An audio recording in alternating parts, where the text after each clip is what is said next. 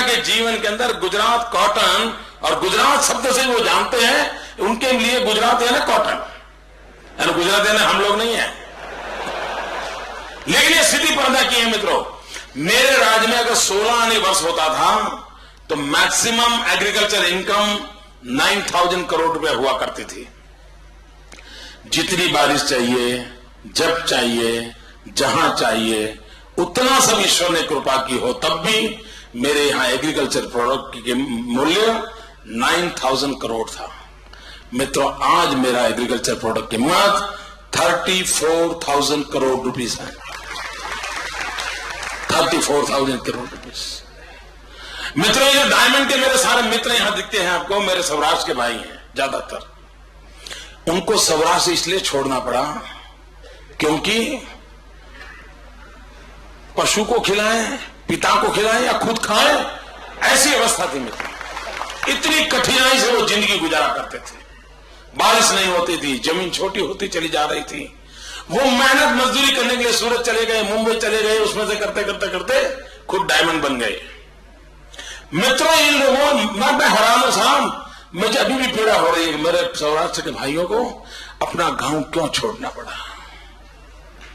ये ठीक है, जाने के बाद कमाई हुई, सब हुआ, लेकिन क्यों छोड़ना पड़ा? मित्रों, 1600 किलोमीटर का मेरा समुद्र किनारा है। मित्रों, समुद्र के साथ अगर हमने कोई विकास की योजनाएं की होती तो आज हिंदुस्तान का सबसे समृद्धि की अवस्था मेरे राज्य में होती। मित्रों, लेकिन भूतकाल की सरकारों ने नहीं सोचा। आज मेरा पूरी ताकत लगी हुई है 1600 किलोमीटर के समुद्र किनारे के विकास के लिए, पोर्ट डेवलपमेंट के लिए, शिपिंग इंडस्ट्री के लिए, शिप रिपेयरिंग की इंडस्ट्री के लिए। और मैं आपको विश्वास दिलाता हूं मित्रों, और यहां जो पूंजी निवेश करने की आदत रखने वाले लोग हैं, डायमंड वाले, उनको मैं इशारा करता हूं, 5 साल के भीतर भीतर मेरे शब्द कोई नोट करके रख लेता है, कभी न कभी मुझे हिसाब मांगने के लिए काम आएंगे। 5 साल के भीतर भीतर गुजरात का समुद्री किनारा, विशेष करके कच्छ सौराष्ट्र का समुद्री किनारा, एक गुजरात का सबसे थिकली पॉपुलेटेड एरिया होगा। थिकली पॉपुलेटेड एरिया यानी अहमदाबाद, सूरत, बड़ौदा से भी बढ़कर के। आप अंदाज कर सकते कितना डेवलपमेंट होगा मित्रों। 6 लाख करोड़ रुपए का पूंजी निवेश आना, 25 लाख से अधिक लोगों को रोजगार मिलने की संभावना। आप कल्पना कर सकते कितना बड़ा बदलाव आने वाला है। और ये सब हम अपनी आंखों के सामने देख के पाएंगे मित्रों। ऐसा नहीं है कि कोई बोल के गया और कोई कह के गया, ऐसा नहीं मित्रों, आप देख सकते हैं जाकर के। 2001 में मित्रों भूकंप आया था। आपके यहां लातूर के भूकंप को 14 साल हो गए। लातूर में भूकंप आया था, उसको 14 साल हो गए। गुजरात के भूकंप को 6 साल हुए। लातूर के भूकंप से गुजरात का भूकंप 400 गुना ज्यादा नुकसान करने वाला था। लेकिन मैं कहता हूं, आप में से कोई टीम बनाइए, लातूर के भूकंप के बाद लातूर का डेवलपमेंट देखिए, और कच्छ के भूकंप के बाद 6 साल के भीतर कच्छ में क्या परिवर्तन आया है देखिए। मित्रों, मैं हर चीज हिसाब दे रहा हूं, आप हर चीज का हिसाब दे रहा हूं, और मैं हकीकतों के आधार पर दे रहा हूं। ये सब संभव है, और इसलिए मैं कहता हूं मित्रों, मैं लंबी बात नहीं करूंगा, काफी समय हो गया।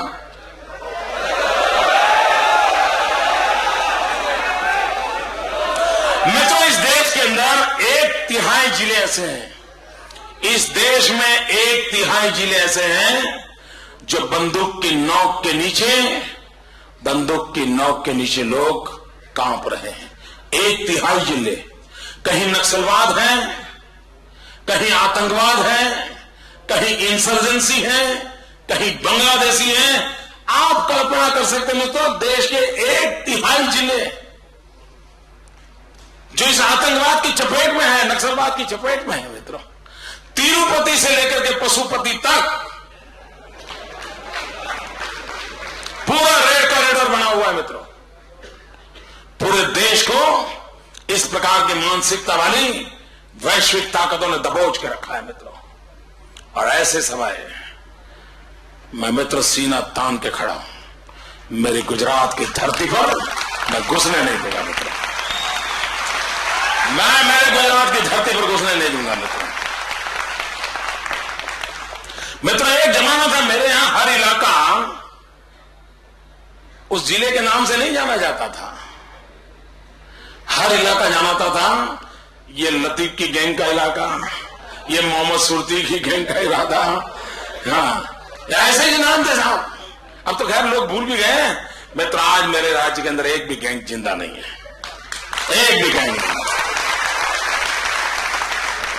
और मित्रों, अभी तो बीच में देखा होगा आपने, बड़ी तूफान चल रहा था टीवी पे, अखबारों में, एनकाउंटर एनकाउंटर है, मालूम है ना?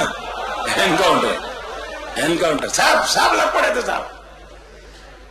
Encounter encounter encounter. सोहराबुद्दीन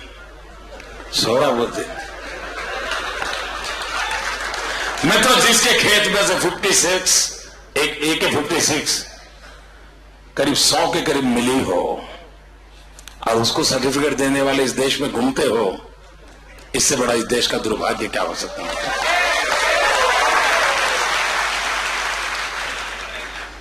और मेरे कांग्रेस के मित्र सोहराबुद्दीन का जनाजा लेके नाच रहे थे। बस अब मोदी फंस गया, मारा जाएगा, ये चल रहा था साहब। और मैंने कांग्रेस वालों को बड़ी सभा में कहा था कि कांग्रेस के लोग सोहराबुद्दीन का जनाजा लेकर के नाच रहे हैं, लेकिन वो कभी गांधीनगर नहीं पहुंच पाएंगे। और मित्रों, मैं इस विषय में बहुत साफ बोलता हूं।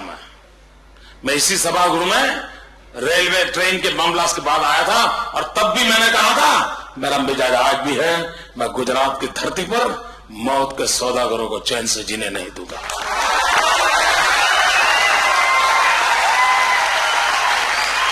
मित्रों, मैं आतंकवाद को ईंट का जवाब पत्थर से देना के मत का व्यक्ति हूं।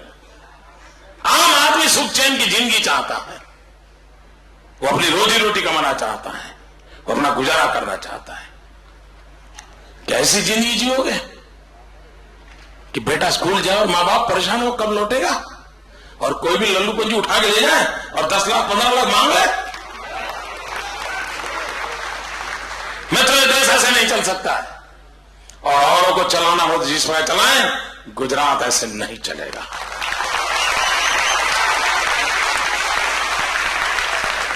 और मैं जानता हूं मित्र, इसकी कीमत चुकानी पड़ती है। अगर 5.5 करोड़ गुजरातियों की भलाई के लिए अगर एक को कीमत चुकानी पड़ी तो तैयार हूं।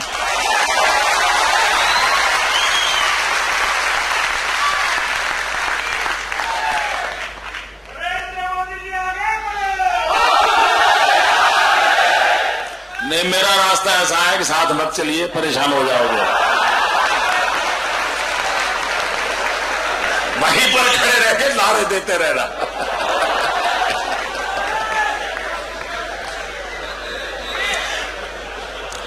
मित्रों, आम आदमी को सलामती चाहिए, आदमी को सुरक्षा चाहिए। और आज गुजरात की स्थिति ऐसी बन पाई है मित्रों, और तभी तो विकास हो रहा है।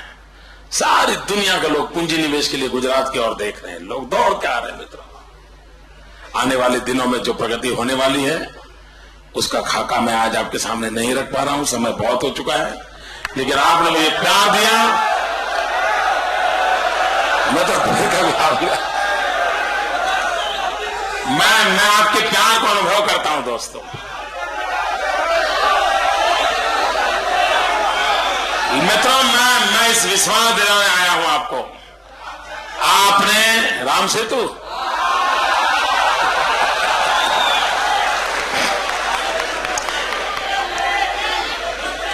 मित्रों, ये जो राम सेतु की चर्चा हो रही है, आप में से किसी ने कोर्ट के अंदर एफिडेविट की हो और 2 दिन के बाद आप जाके कहो कि हमारी गलती हो गई, एफिडेविट बदलनी है, आपका क्या होगा? क्या होगा साहब? आप जेल के सलाखों के पीछे होंगे। जो न्याय आपके लिए है वही न्याय दिल्ली की सल्तनत के लिए होना चाहिए। मित्रों, अभी तो आप राम सेतु की बात कर रहे हैं, लेकिन दूसरा पाप भी किया इन लोगों ने। भारत सरकार के टूरिज्म डिपार्टमेंट ने अमेरिका के अंदर टूरिज्म को आकर्षित करने के लिए जो पत्रिकाएं बांटी हैं, जो पोस्टर छापे हैं, इसको आप देख नहीं सकते दोस्तों। और मित्रों, यह देश उनको माफ नहीं करेगा। भारत सरकार के टूरिज्म डिपार्टमेंट ने अमेरिका के अंदर जो पोस्टर पर्चे बांटे हैं लोगों को टूरिज्म के लिए आकर्षित करने के लिए, कौन सी फोटो दी आपको बताऊं? फोटो ये दी है कि एक पेड़ पे भगवान कृष्ण बैठे हैं और गोपियों से सारे वस्त्र चुरा लिए हैं और सभी नंगी गोपियों के, कोई 30 गोपियों नंगी दिखाई है। सर क्या मार्केटिंग कर रहे हैं दिल्ली वाले? मित्र, आपका लहू गर्म होता है कि नहीं मुझे मालूम नहीं, मैं चैन से बैठ नहीं सकता मित्रों। ये किया है, ये किया है मित्रों। क्या हिंदुस्तान को दुनिया के टूरिज्म के लिए क्या और कुछ नहीं बता सकते थे आप? नंगी गोपियों का रूप दिखा करके हिंदुस्तान की मां का अपमान कर रहे लोग मां की इज्जत को बेच करके टूरिज्म लाने के लिए निकले हैं मित्रों। कैसे माफ करेंगे इनको दोस्तों? कैसे माफ कर सकते मित्रों? आपको हैरानी हो जाए, ये राम सेतु का मसला साहब स्टैंप पेपर पे भारत सरकार एफिडेविट करे कि भगवान राम पैदा ही नहीं हुए थे। मैं आपको पूछना चाहता हूं, क्या भगवान राम का जन्म हुआ था? आवाज इटली तक पहुंचनी चाहिए। ये राम और रोम की लड़ाई है मित्रों। क्या भगवान राम का जन्म हुआ था? माता सीता का जन्म हुआ था। माता सीता और प्रभु राम की शादी हुई थी। माता सीता का अपहरण हुआ था। रावण उठा के ले गया था, लंका ले गया था। उसको ले जाने के लिए प्रभु राम गए थे, जाने के लिए पुल बनाया था। आपको मालूम है, उनको मालूम नहीं है।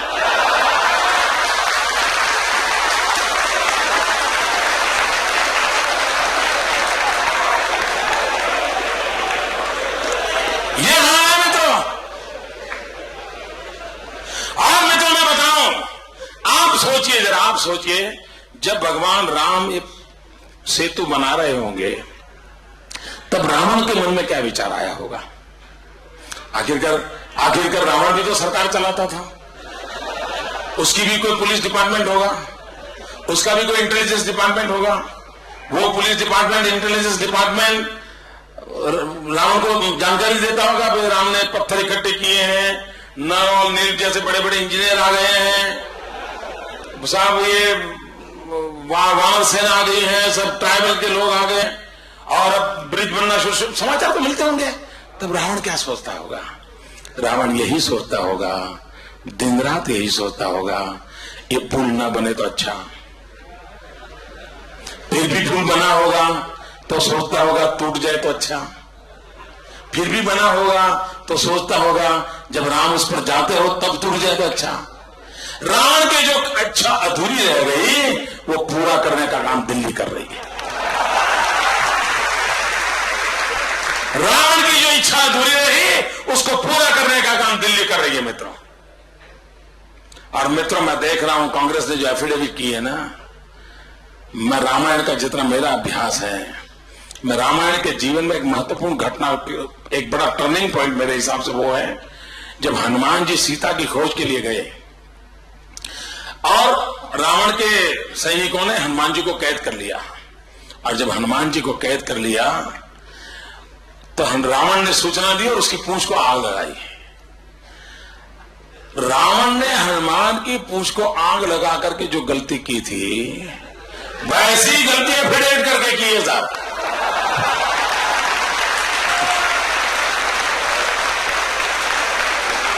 वैसी ही गलतियां एफिडेविट करके की है मित्रों। और ये निर्लज्ज लोग देखिए मित्रों, ये निर्लज्ज लोग कह रहे हैं कि ये राम सेतु समुद्रम प्रोजेक्ट तो अटल जी की सरकार ने क्लियर किया था। मुझे बताइए कभी हमने ये कहा है कि विकास के लिए सेतु नहीं बनना चाहिए? सबने कभी कहा है भाई? मैं तो आज भी कहता हूं बनना चाहिए। और मैं भारत सरकार को कहता हूं समझ नहीं है तो गुजरात को कॉन्ट्रैक्ट दे दीजिए। ये भगवान राम का सेतु तोड़े बिना दूसरे 4 सेतु बन सकते हैं मित्रों। सेतु बनाने का कोई विरोध नहीं करता है। और मित्रों, जब अटल जी की सरकार थी 5 अलग अलग अल्टरनेट के मॉडल रेडी हैं, 5 अलग अलग मॉडल, और उसमें ये प्रभु राम के द्वारा बनाया हुआ सेतु तोड़ने की कोई जरूरत नहीं है, उसके बाद भी बन सकते हैं।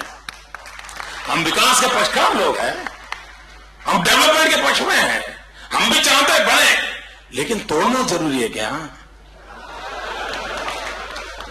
लेकिन ये तोड़ इसलिए रहे मित्रों, उनको तो इस देश के आस्थाओं पर चोट पहुंचाने में मजा आता है। इस देश के राम के नाम को मिटाना ये उनका मकसद है, और तब जाकर के ऐसी चीजें करते हैं मित्रों। और कॉन्ट्राडिक्शन देखिए साहब, एक ही सरकार में 2 पार्टनर, एक 3 पार्टनर। मैं तीनों का नमूना बताना चाहता हूं, गांधी जी वाले 3 बंदर की बात नहीं है। देखिए, दिल्ली की कांग्रेस की सरकार एफिडेविट करती है भगवान राम का जन्म नहीं हुआ था। उनके एक समर्थक कम्युनिस्ट पार्टी के एक नेता का नाम है सीताराम येचुरी। कॉन्ट्राडिक्शन देखिए साहब, कांग्रेस पार्टी कहती है भगवान राम का जन्म नहीं हुआ था, और करुणा जी कहता है वो शराबी था। अरे जन्म नहीं हुआ तो शराबी कैसे था भाई? ये कॉन्ट्राडिक्शन देखिए मित्रों, इनके कॉन्ट्राडिक्शन देखिए। ऐसे ही लोग मित्रों, कोई जिम्मेवारी नहीं मित्रों, कोई दायित्व नहीं, जो मर्जी पड़े देश को खींचते चले जा रहे हैं। और मैं कांग्रेस के लोगों को पूछना चाहता हूं, आप 60 साल तक सत्ता पर महात्मा गांधी का नाम लेकर के पहुंचे हैं। जब भी आपको मौका मिला आपने गांधी का उपयोग किया है। अगर आप मानते हैं कि गांधी का जन्म हुआ था, मैं कांग्रेस वालों को पूछना चाहता हूं, आप मानते हैं गांधी हुए थे, तो आपको ये याद है कि गांधी आजादी के आंदोलन के समय भी हर दिन रघुपति राघव राजा राम भजन करते थे? क्या कांग्रेस वालों में हिम्मत है जो कोर्ट में जाकर के कहते हैं कि भगवान राम पैदा नहीं हुए थे, महात्मा गांधी की समाधि पर प्रभु राम का नाम लिखा हुआ है? क्या कांग्रेस में दम है जाकर के मिटा सके? और तब जाकर के मित्रों, एक नागरिक के नाते हमारा कर्तव्य बनता है इस देश की भलाई के लिए, इस देश की संस्कृति के लिए, इस देश के विकास के लिए, इस देश की संस्कार सरिता के लिए। आओ हम मिलजुल के काम करें मित्रों, आइए हम प्रगति की ओर चलें मित्रों, विकास के नए आयामों को सर करें मित्रों, गरीबों की भलाई के लिए सोचें। और मित्रों, हिंदुस्तान का गांव अगर समृद्ध नहीं होगा, ये देश समृद्ध नहीं होगा। मैं आपको बताता हूं मित्रों, जब तक गांव समृद्ध नहीं होता है, शहर में रुपया नहीं आ सकता। और मेरी कोशिशें हैं मित्र, आज दुनिया की सभी मल्टीनेशनल कंपनियों ने हिंदुस्तान को बाजार मान लिया है। 100 करोड़ का देश एक बहुत बड़ा बाजार है, सारी दुनिया अपना मैन्युफैक्चर करेगी और हिंदुस्तान के अंदर छोड़ते चले जाएंगे, और भारत का आदमी उसको खरीदता चला जाएगा। मित्रों, मैंने सारी दुनिया के सामने एक बीड़ा उठाया है। जो लोग हिंदुस्तान को बाजार मानते हैं, मैं गुजरात के गांव को बाजार नहीं बनने दूंगा, और मैं गुजरात के गांव को मैन्युफैक्चरिंग सेंटर बनाना चाहता हूं। ये मेरी ज्योतिग्राम योजना उत्पादन के केंद्र खड़े करने वाली है। और मित्रों, मैं वो दिन देखना चाहता हूं जब मेरे गुजरात के गांव से पैदा हुई चीजें दुनिया खरीदार बन जाए। मित्रों, मेरा गांव खरीदार नहीं बनेगा। ये सपने लेकर के चल रहा हूं मित्रों, मुझे आपके आशीर्वाद चाहिए। आपने जो प्रेम दिया, बहुत बहुत आभारी। अब जब इतनी बात कर रही है, इतनी ताकत से मेरे साथ बोलिए, और आवाज इटली तक पहुंचनी चाहिए। जय श्री राम। तो मुट्ठी बंद करके पूरी ताकत दिखाओ साहब। जय श्री राम, जय श्री राम।